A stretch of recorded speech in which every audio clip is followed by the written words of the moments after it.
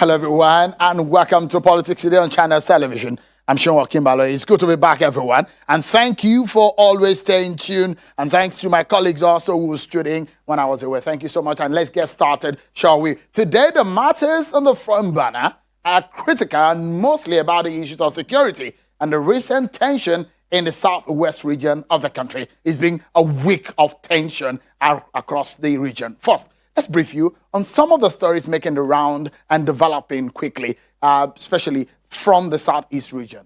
There are reports of a gun battle between the Nigerian army and suspected members of the outlawed indigenous people of Biafra IPOB in Olu local government area of Imo State. Although China Television is not independently verified, some of the pictures and videos sent in by eyewitnesses and sources, however, said one person may have been killed in the gun battle. They said pandemonium and panic broke out in the town following sporadic shooting and setting ablaze several shops and houses. The sources added that many residents had to scamper to safety, while schools and markets have been shut for fear of being caught in the crossfire. Other sources said the incident is occasioned by the alleged killing of a military officer and police personnel by suspected members of IPOB a few days ago. All efforts to get through to the Army Commander 34 Artillery Brigade, Imo State, and the Army Public Relations Officer in Imo State have proved abortive.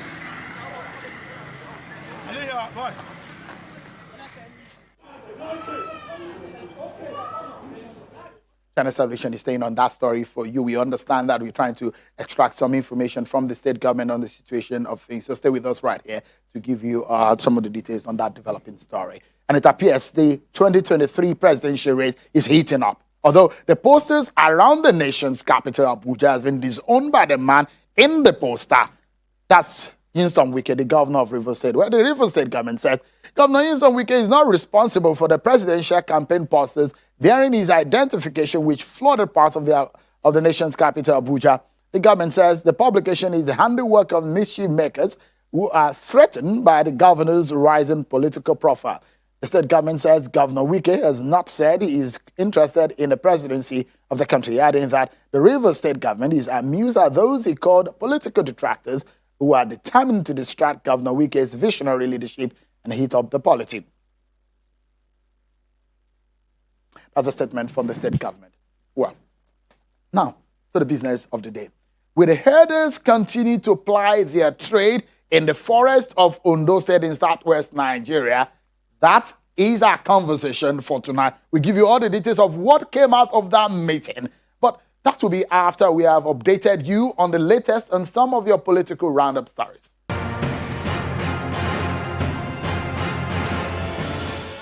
The federal government is insisting security situation in the country has improved despite increasing cases of kidnappings, banditry and other forms of criminality across the country. Speaking at a news conference in Abuja, the Minister of Information and Culture, Lai Mohammed, highlights several gains made against criminal elements across the country by the various operations led by the police and the military. When asked if the country is now safer than it was in 2015, the minister answered in the affirmative, citing the decimation of Boko Haram. The armed forces of Nigeria have neutralized 158 criminal elements across the country. This in addition to scores of other terrorists and armed bandits killed during airstrikes. The Petroleum Industry Bill is once again before the National Assembly for legislative input and passage after previous assemblies failed to pass it for more than a decade. During the Senate public hearing on the PIB, some petroleum industry players are warning that the federal government's objective of making Nigeria the leading destination for oil and gas investment will not be met if the PIB is passed in its present form. We have to have a bill, a PIB, that engenders efficacy to the numerous challenges. And the senator representing Imo West Senatorial District and former governor of Imo State, Rochas Okorocha, has debunked rumors that he is planning to leave the All Progressives Congress, saying he is a founding father of the party and remains a loyal member. Addressing a crowd of APC supporters in Owerri, the Imo State capital, Senator Okorocha also urged the NWC led by Mai Mala Buni to obey court ruling and recognize the Daniel Nwafo-led state executive as the legitimate ESCOs in the state. The Independent National Electoral Commission in Akwa Ibom State has concluded its prosecution of Professor Peter Ogban of the University of Uyo for alleged falsification of results in the 2019 general elections. Professor Ogban, who was a collation and returning officer in the 2019 Akwa Ibom Northwest National Assembly election, was brought before a state high court in Ikorekpene on the allegation that he manipulated scores of two political parties, falsified and announced fake results in two local government areas of Etimekbo and Orukanam. Presiding Judge Augustine Odoku adjourned the case to Tuesday, January the 26th for the Defense Counsel to present its case. Thank you so much, everyone. And let's dive straight into it. Last week, Governor Rotimi Akeredolu of Ondo State gave a 7-day ultimatum for herders to vacate the forest reserves of the state, and he gave reasons for that. Part of a statement from Governor Akeredolu was captured in series of tweets on his Twitter handle, which, of course, I will show you right now. He says the root cause of kidnapping in particular and other nefarious activities detailed and documented in security reports, the press, and the briefings from victims of kidnap cases in Ondo State are traceable to the activities of some bad elements masquerading as herdsmen. These felons, according to Governor Akeredolu, have turned the forest reserves into hideouts for keeping victims of kidnapping, negotiating for ransom, and carrying out other criminal activities. These are some of the tweets there from Governor Akeredolu. It was a week ago that he tweeted some of those statements, which eventually culminated into what was perceived as an eviction notice to herders in the forest of Ondo State, where the presidency reacted to Governor Akeredolu's statement. The president said, and I quote, "We want to make it clear that kidnapping, banditry, and rustling are crimes, no matter the motive of or who is involved. But to define crime from the nameplate, as a number of commentators have erroneously done, which group they belong to, the language they speak, their geographical location, or their faith, is atavistic and cruel. We need to delink terrorism and crimes from ethnicity, geographical origins, and religion to isolate the criminals who use these interchange of arguments to hinder law enforcement efforts as the only way to deal effectively with them." End of quote. That's a statement from the presidency, Mr. Garba Shehu, the media person aide of the president. So today is the deadline of the ultimatum given by Governor Akeredolu for the vacation of those forests by the herders, which are now termed as some of them who are illegally operating in those forests. But some interventions have come because between the time Governor Akeredolu made the statement and a few days ago, some other issues have come up. For example, in Oyo State, we heard what has happened and what has developed in that state regarding the relationship with herders and the local communities there. Tension erupted. Governors from Southwest and some of their colleagues in the North met with some leaders of herders today in Akure, the Ondo State capital. And here is their position, which was communicated by the chairman of the Governors Forum, Mr. Kaode Fayemi, the governor of Ekiti State. Take a listen to him. The order of the Ondo State governor was misconstrued and misrepresented by the media, and that he only ordered those occupying the forest reserve in Ondo State illegally to quit, not Fulani herdsmen to vacate the state. That criminals should be apprehended and punished, no matter their origin, class, or status. That security agencies have been trying their best to stem the tide of criminality in the country, but they must step up their efforts in this fight.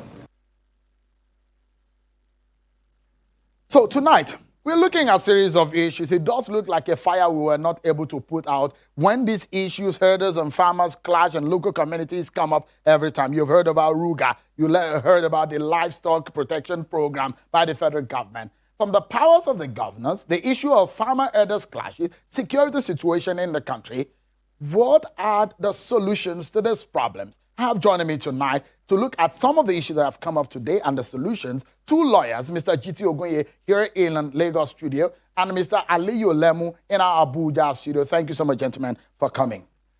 We didn't think that it was going to be early, fast enough that we're going to have you again. You were here on Friday, but I understand that some of the knowledge that you have about and the perspective that you share about this issue was one of the reasons why we had to invite you again. But let me get the view of Mr. Aliyu Lemu in our Abuja studio. Mr. Lemu, let me get your reaction to the outcome of today's meeting.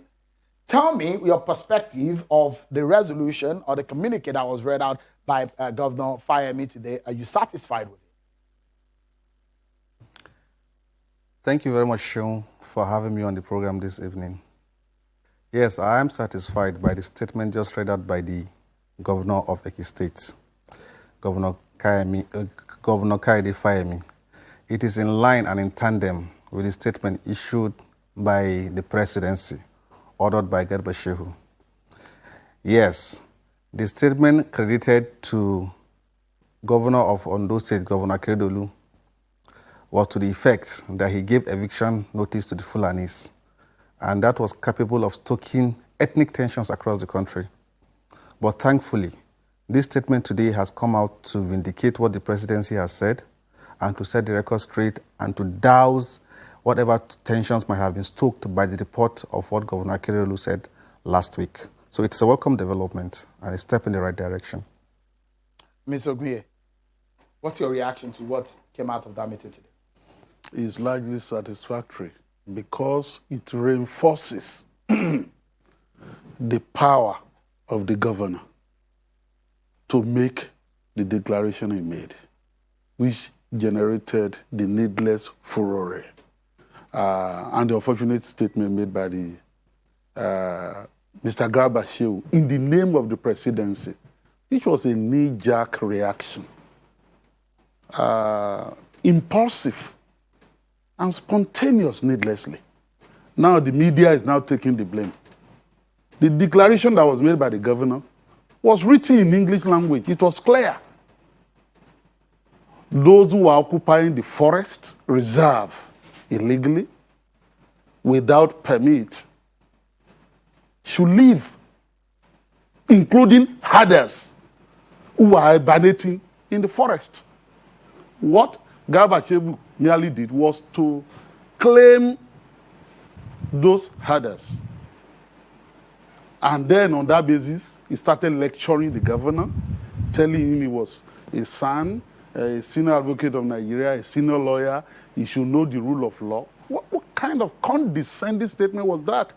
Indeed, the presidency generated the controversy, which was needless. And then,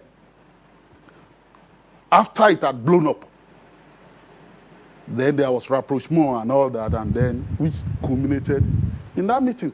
So if you needed consultation, there were channels, they were members of the same party, and we're talking about government. There are channels of communication. In the eye of the law, Mr. Ogunye, does a governor have the power to give an eviction notice in any part of the state or any part of the country, for that matter? Regarding that forest reserve, he has. He has abundant powers to do that. Under which part of the country? Forestry law of the state. There's a forestry law, Cap 56, Volume 2, 2006 laws of Ondo State. He has that power to make regulations under Section 40 of that including law. eviction. Including eviction, including arrest, including prosecution. Must you be permitted legally to operate as a herder in any part of the country? It's not in any part of the country. If you criminally trespass onto a forest reserve, you are liable to be arrested and prosecuted under that law. All right. It's not a recent law. These are some of the issues, and that's why it's interesting that we have two lawyers here tonight, and we're going to be breaking it down. And the reason is because this is an issue that comes up now and time again. And so we'll break it down. Stay with us, everyone. When we come back, we look deeper into these issues that have come up every time in this country. Join us again, everyone. Thank you so much, everyone. It's a matter of security, especially as relates to herders and farmers relationship and what has become a major factor in the southwest region of the country when Governor Akeredolu said illegal herders should leave the forest of the state. It's generated a lot of controversy. Or your state is also under tension because of what has become a clash between local communities and herders there. Mr. G.T. Ogunye, a lawyer, and Mr. Ali Ulemu in our Abuja studio. Both of them are giving insight into what the issues are. You remember Aruga. You remember the livestock protection program by the government. So these are issues of the past. And now we are finding ourselves in this matter again. It does look like a fire that was not well put out. What are the solutions? And that's what we're discussing. Let's get back to it. And let me ask Mr. Lemu in our Abuja studio. Mr. Lemu, as a lawyer, you heard what Mr. Ogunye said as regarding the statement of Mr. Garba Shehu and the presidency and the position in countering what Governor Akeredolu said. What's your view on the presidency's stance? Before I get to my view on the presidency stand, I would like to respectfully disagree with Mr. Ogunye. The governor of Ondo State has no power to issue eviction notice to any ethnic group, to any set of Nigerians, be they Fulani herdsmen, Igbo tradesmen, or whatever nomenclature those Nigerians are designated. There is a thread that holds our democracy together, which is the very foundation of the democracy we practice in Nigeria, and that is the 1999 Constitution. It guarantees basic and minimum human rights. Section 41 of the 1999 Constitution provides that each and every Nigerian is free to live and practice his trade anywhere in Nigeria without permission. Section 42 prevents discrimination of any Nigerian on the basis of ethnic group, religion, tribe, or trade. Section 1, subsection 3 of the 1999 Constitution provides any law which is inconsistent with the provisions of the 1999 Constitution shall, to the extent of its inconsistency, be declared void. The Ondo State Forestry Law, insofar as it specifically targets a particular ethnic group, a particular trade group, seems to be in direct opposition to the provisions of the 1999 Constitution, which provide that Nigerians can live freely anywhere in the country without restriction, registration, or permission. In the said law, I have so not had apologies the to butt into that line of thought, and we need to clarify because you're a lawyer, and arguments made by lawyers upon the stance of the law and the Constitution. Sometimes we needed to to get clarification. So when you say illegal herders, from what the position you have pushed forward today, does the law back the term illegal herders? Could anything be termed illegal herders from what you've said? I'm sorry, sir. I don't recall mentioning illegal herders. Herdmen, be they Fulani, Hausa, Igbo, or by whatever tribe, they have the right to ply their trade anywhere in Nigeria and do not require permission from the governor of any state or from any minister or the president of the Federal Republic of Nigeria.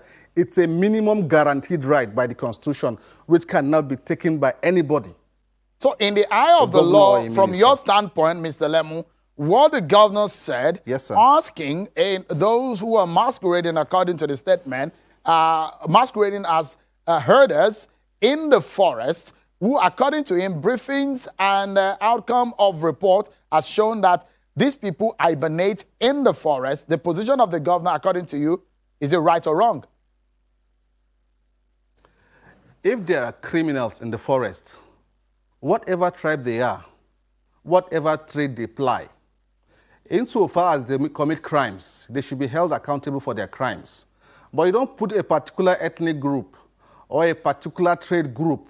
You don't tar them with a single brush and refer to all of them as criminal or illegal herdsmen. If there is a registration, if there is a requirement that within a particular forest reserve, anybody who plies his trade there as a herdsman, as a hunter, as a farmer, if there's a requirement that such persons who ply their trade within a particular area designated as a forestry reserve. If registration is a requirement, then that requirement should be applied across board and not single out to a particular trade group or a particular ethnic group or a particular religious group. That is my stand. Let me allow Mr. Ogunye to, he countered, he said, from the argument that you gave, he countered it. What's your reaction to it? With profound respect to him, his argument is grossly misconceived. He's not read the forestry law. That law was a validly made law. Section 42 of that law lists acts that are prohibited in the forest, including paragraph E of that law that specifically prohibits pasturing cattle or taking cattle into the forest and trespassing the grounds of the forest. And anybody that does that is liable on a summary conviction to be fined or to a prison term of 5 years, or both. That's the law. The section you refer to in the Constitution and the one that is not referred to are well known. Section 43 allows every Nigerian to acquire property in any part of the country. Section 41 of the Constitution allows the right to freedom of movement. Section 15 of the Constitution guarantees residency rights all over the country. But I would just ask him, since he's in Abuja, can anybody in that Abuja, be he a cocoa farmer, be he any trader, go into the presidency and start planting cocoa there or planting kola nut there? Because, you know, you have the right to freedom of movement, you know. You have the right to go anywhere. That is not the law. The law is being turned upside down here. The point is that there are reserves, there are forest reserves that are regulated by law.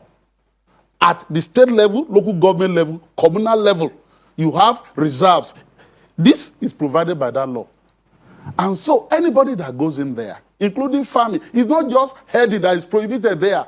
Farming, if you dig, if you kindle fire, if you set structures there, if you do anything without the permit of the authority, you can be arrested without a warrant and then be summarily prosecuted. So nobody is saying that people don't have the right to freedom of movement. Indeed, if you stretch the argument of my learned friend to a ridiculous extent, you may then say that since you have the right to acquire property anywhere, you can build property anywhere in Lagos without a building permit. And that any physical planning law that requires you to get the permit is to the extent of its inconsistency with the Constitution, as it's arguing now, null and void. Of course, that would be ridiculous. Okay? So, they are the ones claiming that the governor has set out to persecute Fulani herdsmen. The governor never said that. All right. I mean, and that's why I said that statement was written in English. I wish my producer can bring back the tweet. So in this conversation, as we round up the conversation, so that Nigerians can see the statement of the governor, what is said, what the government put out there, and make a comparison with what is said to have been misconstrued. Let me get to your final thoughts, and perhaps let's do this in 30 seconds each. Where do we go from here, Mr. Lemu? Let me allow you to shoot. Where do we go from here? The position of the governor of Ondo State, what is happening in Oyo State, what we have seen in the past, herders and farmers clash. How do we resolve it in 30 seconds, Mr. Lemu? Okay. My parting shot will be, at this point in the year, last year was a terrible year, coronavirus and all that. We do not need statements or policies that cause division within the polity. We can only move forward and make progress and find solutions to our myriad of problems by working together and promoting unity. The use of the word eviction, when you say you evict a particular set of persons, a particular ethnic group, a particular trade group, the word eviction itself is a word that is offensive. The validity of the law, which is not subject here, which is not the subject of discussion here, Let's allow If at Mr. all G.T. Ogunye there's with a his 30 breach of- seconds final statement. Insecurity in Nigeria has become an existential issue for everyone. You know, don't say they're kidnapping people there every day. Some people cannot go to their homes. Many people in Nigeria now, including lawyers, cannot practice to where they have to travel by roads, except it's a port city where they can drop and then, fly back. So it's an existential issue.